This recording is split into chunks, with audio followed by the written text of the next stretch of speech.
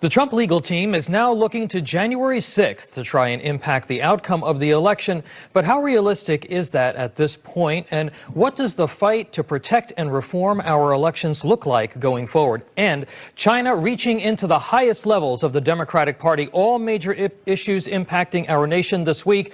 Let's bring back Jordan Sekulow of the American Center for Law and Justice to discuss. Jordan, welcome back to America Right Now. Thanks, Tom. Okay, so let's start with the presidential election. You have been one of Sure. the lead surrogates for the Trump campaign's efforts to root out voter fraud and irregularities. With the Electoral College voting in their respective state capitals, time is running out. What do you expect to see between now and January 6th to address these issues that have been raised by the campaign that are clearly so important to so many Americans? So I think some of this has to be long-term and it has to be addressed for future elections. We know that if we allow this mail-in ballot style of election with no checks on signatures and kind of just this wild, wild west style of general elections, we've got to prevent that and got to stop that. But I have a fear that Democrats in blue states, at least, are saying, "Wait, this worked great for us, so we're going to keep this." But even some of these red states like Georgia, they need to make sure. So right now, one of the big focuses is actually making sure that the laws are followed for the runoffs in the January 5th elections in Georgia that will determine the outcome of who's in control of the U.S. Senate. That's very important, of course, to President Trump's legacy to keep Republicans in control of the Senate, especially when the Democratic House majority, Tom, could be down to 218 or 219 by the time Nancy Pelosi is up for re-election as Speaker, because Joe Biden has pulled 3 Democratic House members from the House to serve in his administration, potential administration. So again, very slim margins that we're talking about. But we look at a place like Georgia, and listen, it's uphill right now. I think most of the legal challenges, they're not the campaign legal challenges. They are there's some from Sidney Powell still out there. You can shift to the options available to Congress. But I like to be honest and fair always with the Newsmax viewers. Right now, even if Mo Brooks moves forward with his plan, which is totally acceptable under the law and under the Constitution, and he finds a senator, whether it's Senator-elect Tuberville or Senator Paul or Senator Cruz, to join him, and they have to go and debate whether or not to allow these electors from these 4 states where the election has been contested legally all the way to the Supreme Court, but not successfully, that you're not going to have the votes there. People have asked me, is that the state delegation vote rule for the House where Republicans are in control? They're not, Tom. That's only when someone's not at 270. So I like to be honest and we fair. really appreciate that, Jordan, and I really mean that. But is there a state that because the campaign is talking about we have alternative electors and there is a possibility out there. Is there a particular state that you think could be susceptible to being tossed on January 6th, even though it is still highly unlikely? Well, I think, again, you look at the 4 states that had the most problems, and I'd start with Wisconsin. In Wisconsin, the Wisconsin Supreme Court, Tom, it was a 4-3 decision. We lost that case, but if it went the other way by 1 vote, 200,000 votes would have been tossed.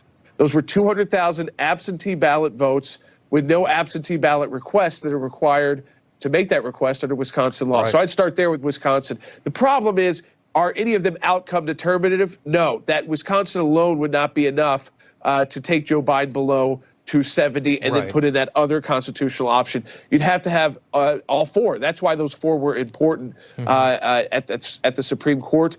But I think moving forward, as there's lawsuits pending in Georgia right now at the state and in the federal courts, to make sure that Georgia just conducts the runoff by state law. I mean, it's kind of sad that we have to even file lawsuits like that, but the RNC is doing that. Absolutely. And of course, this week, Senator Ron Johnson held a hearing in which he laid out, in particular, was really startling, in particular, all we know about the state of Nevada, thousands of dead people voting, people who are illegal immigrants, people who don't live in the state any longer. And I think you're right to talk about what that fight looks like beyond January 6th, particularly since most of the states that we're talking about, these swing states, have Republican-controlled legislatures. Are you going to play a role in that, or is the ACLJ going to play a role in that fight? ACLJ is absolutely going to play a role in that. Of course, as part of the president's legal team, as we continue in that role through the RNC as well. Yes, I mean, this is going to be, I think, a top priority for groups like the ACLJ and, of course, political parties like the RNC to make sure this never happens again. All right. Because there was an abuse of the elections. Moving on, I want to talk about the influence of China over the Democratic Party. Yesterday, your organization, the ACLJ, filed a number of Freedom of Information requests over the Eric Swalwell Chinese spy scandal. You call Representative Swalwell one of the lead antagonists in the Russia hoax and the impeachment of Donald Trump. But Nancy Pelosi and congressional Democrats, they're saying there's nothing to see here. What documents are you asking for? So we're asking for all of the communications. So it's between, it would have been then Obama administration officials, and they're all named in our FOIAs, about what was happening with Swalwell, and so what led to his defensive briefing. So we filed these, and critically, we filed them before the next potential Biden administration is in. And I think, with the Office of D&I, with John Ratcliffe, there's a likelihood we can get some good answers quickly out of the D&I. State Department, led by Mike Pompeo. Now, I think where it's tough is getting the FBI's info, who delivered the briefing, because Christopher Wray is being likely kept on by Biden and has not been so easy to get information out of. But again, we're going to fight for all of this and fight for this information, because it's, I think, key to understand who knew what and when. And we do see a lot of success in this FOIA. And if we have to, oftentimes, Tom, it leads to litigation. But this is a guy, I'll hold it up. He wrote a book. I mean, he definitely, on impeaching the President of the United States, make money off his impeaching of the President of the United States while he has this relationship with a Chinese spy. He has access to classified info. And what was one of the most egregious, that Chinese spy who put an intern in his office, he had a congressional intern who was bundling donations for him. I interned in Congress when I was a kid in college. I was not a bundler for any of the congressmen or women that I interned for. And of course, Jordan, this is not an isolated incident. We've had issues with Dianne Feinstein. You've had Debbie Wasserman Schultz, she was the chairwoman of the DNC. Her office was compromised. We've got serious questions over the president-elect and his son and influence peddling via China. So there's a lot more to come here. In our remaining moments, Jordan, I happen to think that information management and censorship by big tech is one of the biggest threats to American freedom we face. We've got digital commissars in collusion with the left. It's a real issue that requires a real response. And in just a minute, we'll have you back to talk about this. Give us a sense of what that fight looks like in 2021, given the change in administration.